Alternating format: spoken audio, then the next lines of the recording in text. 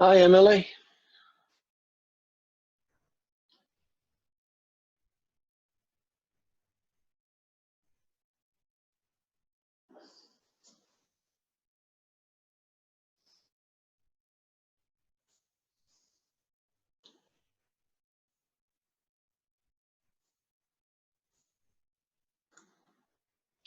Hi, Courtney.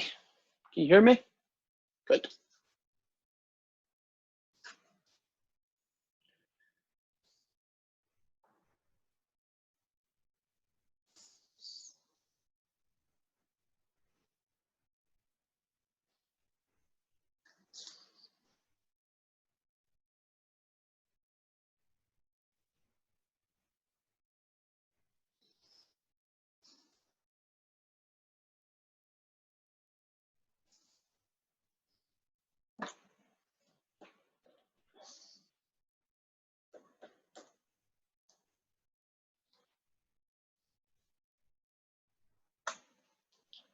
Looks like we've got Hannah.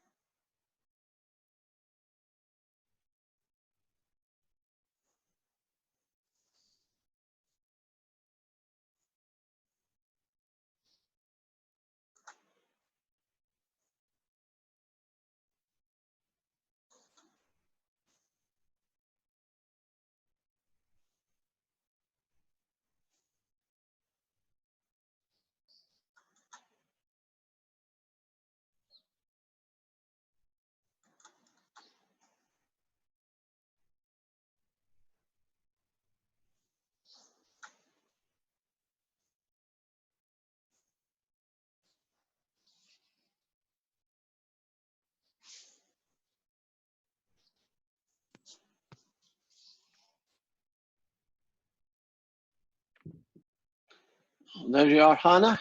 See you there. Andrew, Tyler, you look like you're in. I'm assuming everyone can hear me. There's nothing, hopefully, too technical that's going on.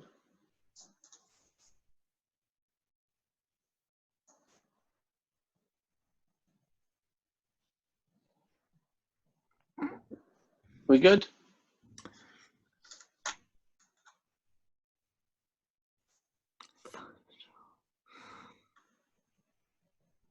I'll just mute you all. And then you can unmute when you need to ask something.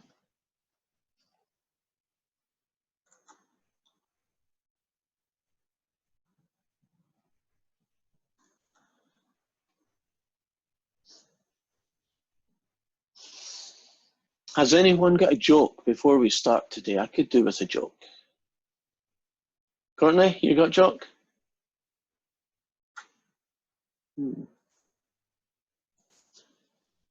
Andrew, Tyler, you got a joke? Suitable, has to be suitable.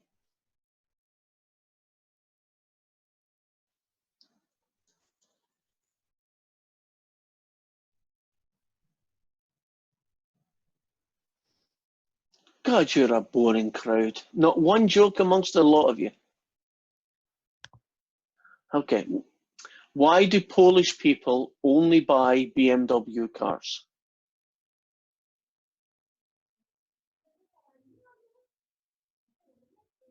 You don't know? No. It's the only ones they know how to spell.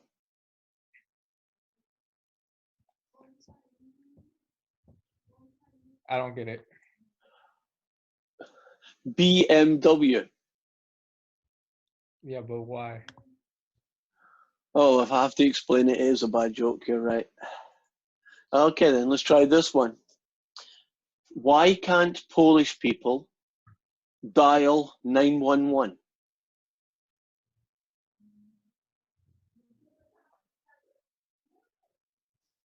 Don't know. Don't know? Any idea, Sarah?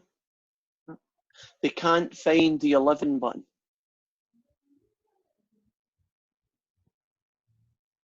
These are really bad, corny jokes, but they're that bad they can be funny. I mean, think about it.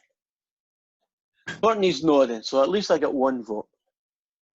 Can't tell what Chantel's doing because I don't have a video of her. You didn't like that one, Fernando, did you? I just don't. I don't understand. Yeah. They are that bad that you can't understand. I sympathize with you.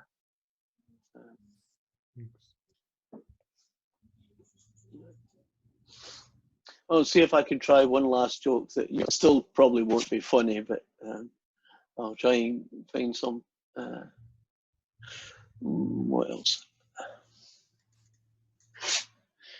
Did you hear about the Canadian who get killed raking up leaves? He fell out the tree. Oh. Still bad, right? It's better. Okay. Oh, better. Okay, I'll take that.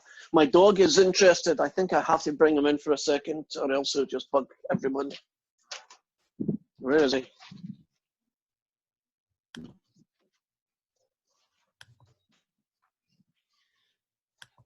He just gave up and left. I thought I would bring him in and scratch his ear or whatever it is he was wanting, then I could get on with this. Dogs are very demanding, but I believe at least they are affectionate. Oh, he's back. Come on, in you come. Come on now. Come here. Come here. Come here. Oh, you good boy. There we are. I'm going to show everybody. There he is. Yes. Okay. This is Bailey. Is he cute or what? Eh? Yes, you are. Okay, that's it. Give you a visit. Come on. Let's go. Come on. He is as dumb as two bricks, that dog, by the way. He does. He thinks the television is a window. When dogs go in the ad, dogs in adverts come by, he goes crazy, tries to see where it is, goes behind the TV. They're not there. He comes back out the front, barks. You can't watch a cartoon that's got dogs in it. He doesn't care if it's real dog, cartoon dog. He thinks lions are dogs. I mean, it's got 4 legs and it's on TV. It's a dog. Just ain't got a brain in his poor head, and we love him to death. You gotta love him, right? You just gotta. Yeah. You any pets? Yes. No. No. Well, sometimes your life, it's hard to have a pet if you know you're not going to be in the house a long time and things like that. Yeah, that's true. Okay, well, I'm going to start by telling you some information, and then after that I'm going to make it open to you, I think. The best use of your time would be if you ask me questions you're having trouble with, because I'm sure others are having problems, and I can go over them. That's probably going to be the best way to use your time up. So first thing I'm going to talk to you about, I'm going to share, where is the right screen to share? I think it's this one. Right. Are you looking at Canvas? Can you see the same site I'm showing you right now? Are we sharing it? Yeah, okay. So basically, on Sunday morning, you're going to turn up and you're going to log into WebAssign like you always did, and test 1 is going to be there. And test 1 is going to be all on everything from chapter 6. That's all week 1 and week 2 together, right? Everything you could possibly get is going to be in there. Oops, I got another person coming in. There we go. So you have to revise accordingly. So anything you're doing right now, anything that appears right now is just homeworks and quizzes, right?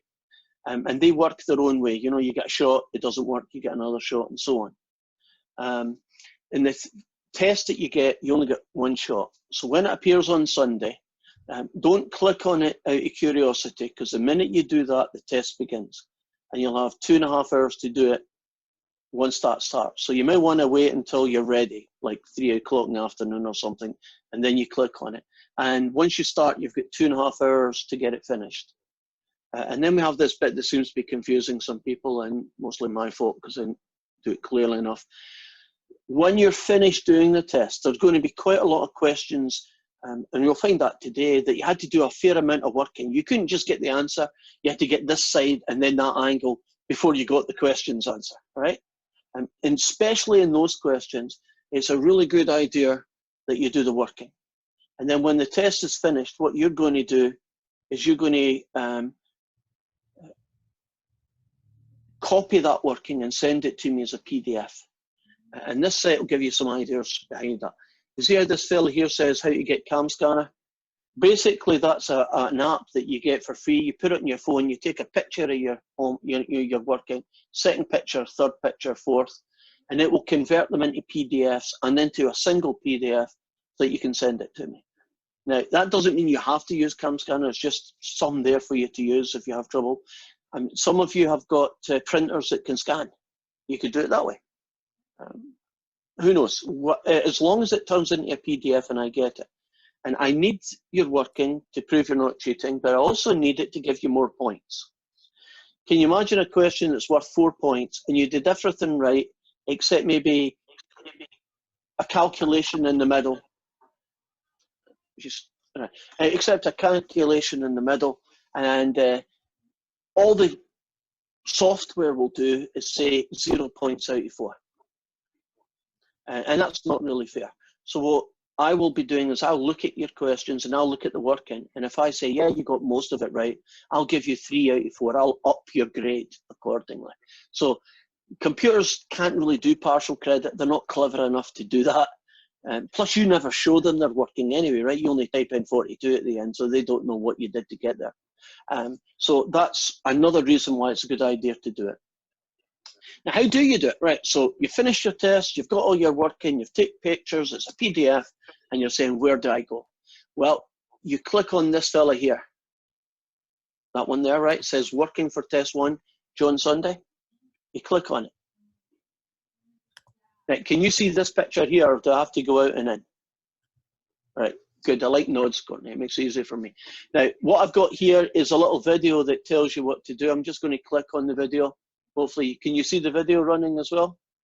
Perfect. So when you go into this site, this video will be here and you can watch it as much as you like. Do you sure you know what to do?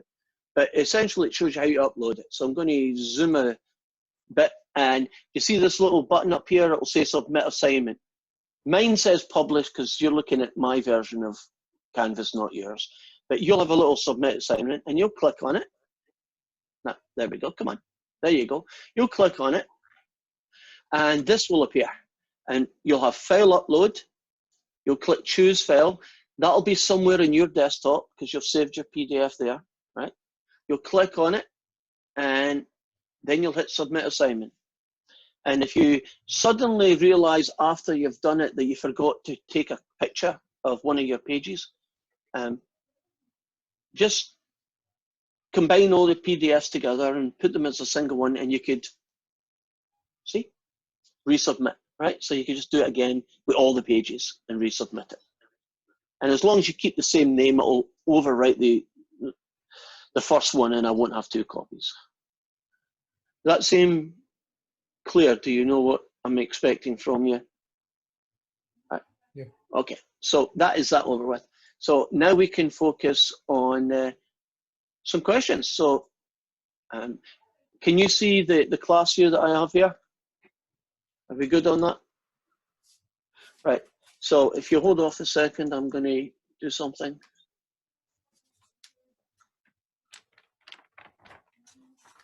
There we go. I'm just muting everybody, so whenever you need to talk, you can just do it. It saves the background noises, because I think I'm hearing papers and squeaks and who knows what else. Okay, so throw a question. What do you want? 6-4 question 9, 6-6 question 2, whatever it is. Or a topic even, just how do you do something in general? I have a question on 6-4 question 4. Okay, so let's have a look at 6-4 question 4. Hopefully I can get that. Share screen. Click on this guy. Right. 6-4 question 4.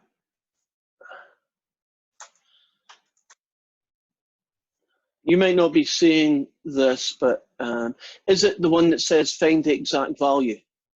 Is it that one? Oh, I'll show you. It's a bit weird, but I have to go out of stop sharing, and then I go back into stop sharing, and I click on it. There. Is this the question 4 you're talking about? The exact value of these? Fernando, was that your question or not? Yeah, sorry, I had to unmute myself. Yeah, that's kind of how we're doing it now. So here goes. Now I have to come back out again.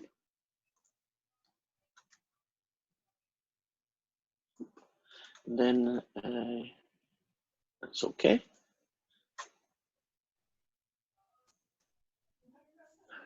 Right, so you can see a big version of my piece of paper there, right? Mhm. Right. So let's give you some examples of what was going on here. The inverse sine of root 2 over 2, the exact value of it. One of them was the exact value of that guy, right? Mhm. Okay. What you're looking for here is an angle whose sine is equal to root 2 over 2. So you can think of it like this. What is theta? That's the answer that goes there. Well, let's find out. If you do a unit circle, what is the sine? Well, the sine is the y coordinate. So what you're looking for on your unit circle are the places where the y coordinate is root 2 over 2. And there's one of them up here, which happens to have coordinates root 2 over 2. And then there's another one over here that has a y coordinate.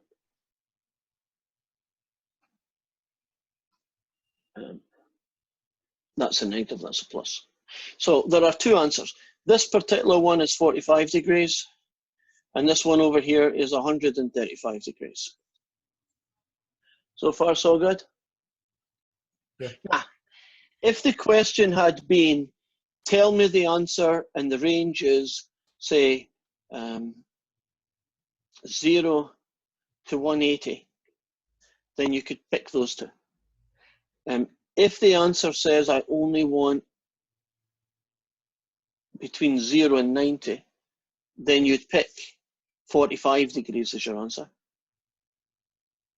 Up here, you could pick 45 or 135.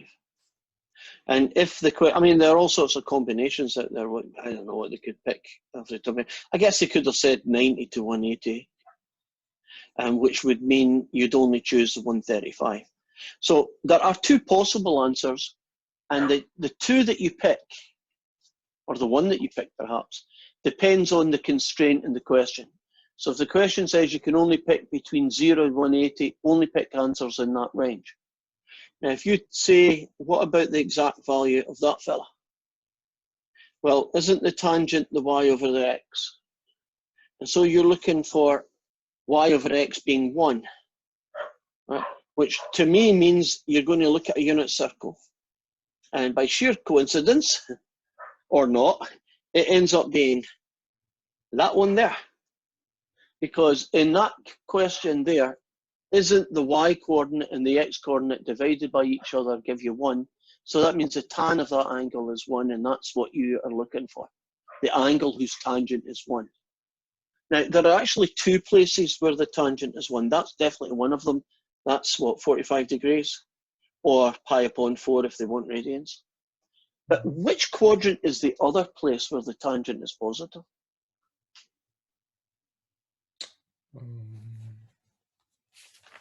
I have to go back in the notes. Okay. If anybody wants to jump in while he's doing it. What you got? Yes. Well, wait a minute, Courtney. I didn't quite. How many fingers did you show me? 3? Yes. It's in the third quadrant.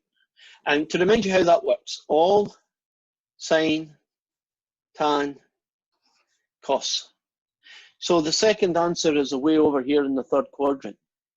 So I believe in this question, you can only pick answers in the range 0 to 180. So the only answer you're going to pick here is 45 degrees, or if it was radians, pi upon 4. there are some angles in the world that are so special, they're called standard angles. Those are the angles that you will find in the unit circle. So 120 degrees is the unit circle. That's a standard angle, right? Some of the others that you know are like that, right? Okay, did that help? Yes. Okay, what's our next question going to be? Someone else. I have 2. You got 2. Emily, okay, go for it. What you got? I have number 5 on 6.5. It's the one asking for like 2 different angles, like angle. Yeah, C- I'm pretty sure I recognize the question. What's the other ones? I'll take a Yeah. note right now. And the second one was? The other one is number 8 on 6.6. Okay, that's kind of varied. I'm going to do that in and out thing just so we can get the specific numbers, at least the versions that I have for that. I don't need to show you them this time, so I won't do so much in and out. So I'm just going to find out myself what they are. So on the 6.5, at least the version I have, question 5 on 6.5 has, oh, okay, yeah. So you can't see it, but, well, maybe you can see this, I don't know.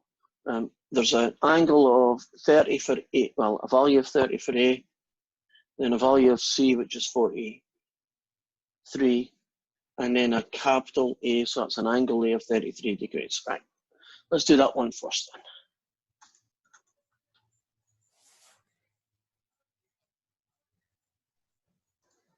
Okay, are you still looking at my screen here? Mm-hmm. Okay, so we got a 30, a 43, and a 33. I may have to move this up a little bit higher so we can see it. Okay. Being a visual person, and I don't see any good reasons for not doing it, always draw a picture of these things. And it doesn't have any bearing in reality, it's just a place to put numbers. So there's angle A, B, and C. Here's little a, here's little b, here's little c. I know little a is 30. I know little c is 43. And I know this angle in here is 33 degrees. This is quite a long question, so I'll just take you through one stage of it and show you what we can do. Once I've drawn my triangle and I've put in every angle and side that I know, then I write down the law of sines. And I check off everything that I've managed to get or I've been told. I know that's A, so I'll check that. I know little a is 30, I'll check that. And I know little c is 43. So from this particular situation, do you see that my goal is to use A and C rather than any other combination? And so I'm going to do the sine of A over little a is the sine of angle C over little c. And that becomes the sine of 33 degrees divided by 30 is the sine of C over 43. So a little cross multiply, and we have 43 times the sine of 33 is equal to 30 times the sine of C. And then to get sine of C, we divide both sides by 30.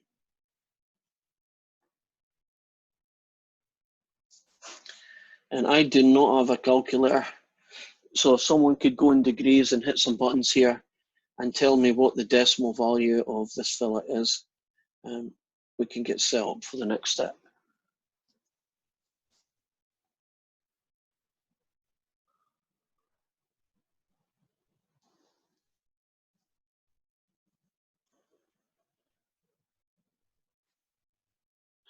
Anybody got a number?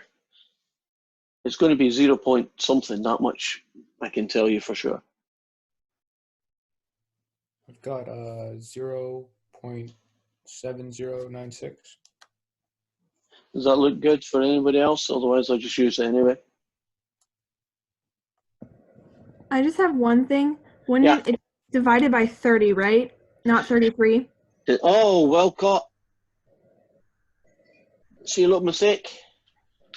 I know, I think my brain was seeing 33 and just kept on going with it.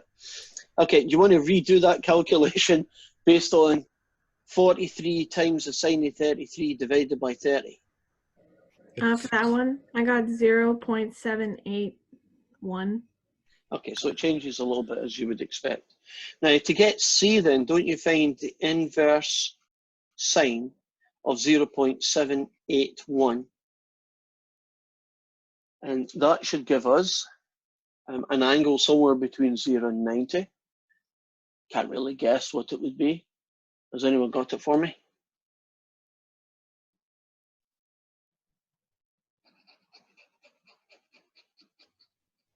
$51.35. Okay, we'll call it, yeah, let's call it 51.4 then, right? Just keep it one decimal place.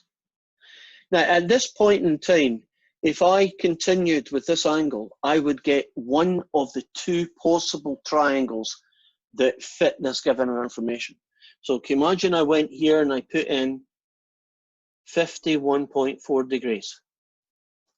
Now, because I know this one and I've just found this one, won't I be able to get the size of that one? Can you see how I would do that? This guy plus this guy, the two guys add up to 84.4. And won't that make this piece that's left, well, whatever you need to add to that to get 180, so 100, take away that, it's 95.6 degrees, and that would fit in there. It's 95.6. And if you look at that triangle, isn't there only one thing missing now? That's little b. And so you'd go through the sine rule one last time and you'd find out what the length of b is. Now, in many questions, that would be the entire question. There wasn't anything else to do. But this question is a little bit different because there are two possible answers, and that does happen sometimes. So let's show you how that works out. We went through the working and we got to a step that looks something like this. The sine of C was 0.781. And then to get C, we found the inverse sine of 0.781. And we got the angle 51.4 degrees. That's kind of where we finished. Now you might say, where is the other answer?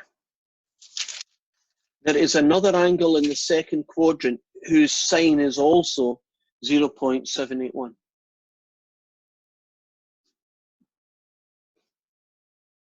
Right? That angle in the second quadrant, can you imagine this angle here being the 51.4? The other angle that has the same values over here. It's called the supplementary angle. That's the fancy jargon for it. So if I call this guy C1, who is the other answer? Well, he's 180, so that's 128.6 degrees. The other possible angle that you might have used for C is not the one the calculator gave us, which works and is fine, but is the supplementary angle. So you're saying, what is that? This other angle here. That angle there is the same size as that one. So can you imagine this guy here is 51.4 and this guy here is 51.4 as well. If I wanted to find that angle, don't you go 180, take away 51.4?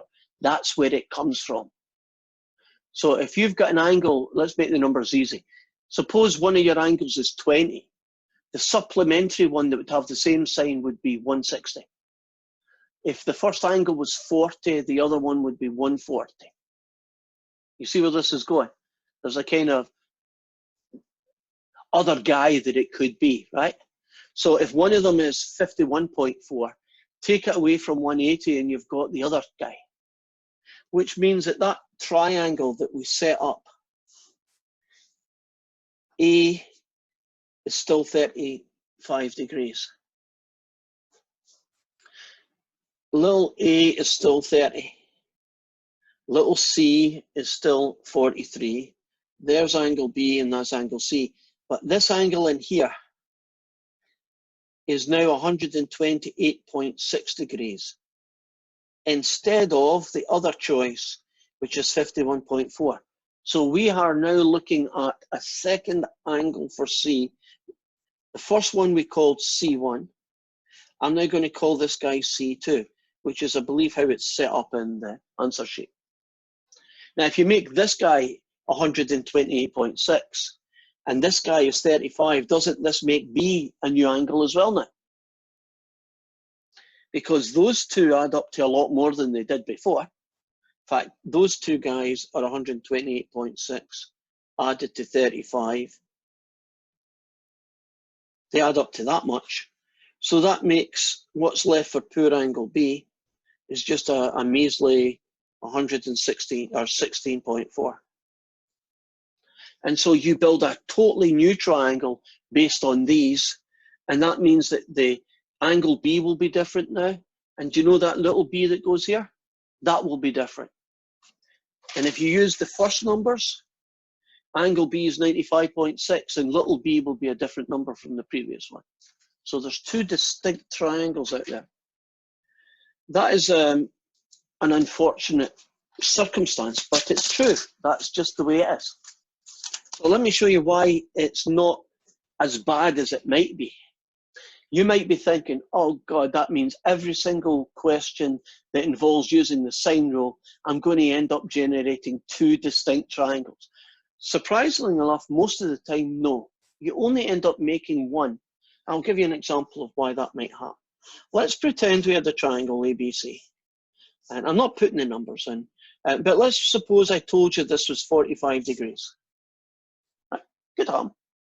And this guy here ends up being 30 degrees, right? The usual way. Now, if he's 30 and he's 45, obviously you get your answer. But if he's 30 degrees, we'll call him C1, then isn't C2 150 degrees? Right, the other option, right? If one's 20, the other's 160.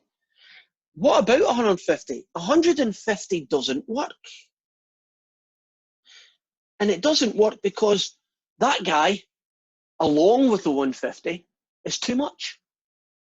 And most of the questions, that's going to happen, right? And I believe the way it's phrased is, if they don't ask you for two, don't go looking for two, right? Just assume that there's only one and they know there's only one, so you're good to go. If you've done the other section, which is the cosine rule, there is no problem. The cosine rule only generates one answer because in those questions, there is only one answer, which is kind of good news.